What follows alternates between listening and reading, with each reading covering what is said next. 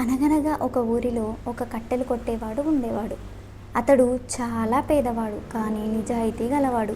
ఒకరోజు అతడు అడవిలో చెట్టును కోస్తూ ఉండగా అతని గొడ్డలి ప్రమాదవశాత్తు దగ్గరలో ఉన్న నదిలో పడిపోయింది.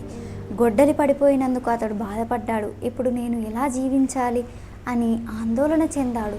అప్పుడు ఆ నదిలో నుండి ఒక దేవత బయటకు వచ్చింది. ఆమె అడిగింది, ఎందుకు ఏడుస్తున్నావు? కట్టెలు కొట్టేవాడు తన గొడ్డలి నదిలో పడిపోయిందని నిజాయితీగా చెప్పాడు. దేవత నదిలోకి మునిగి ఒక బంగారు గొడ్డలిని తీసుకొచ్చింది. ఇది నీదా అని అడిగింది. కట్టెలు కొట్టేవాడు లేదు, అది నా గొడ్డలి కాదు అని చెప్పాడు.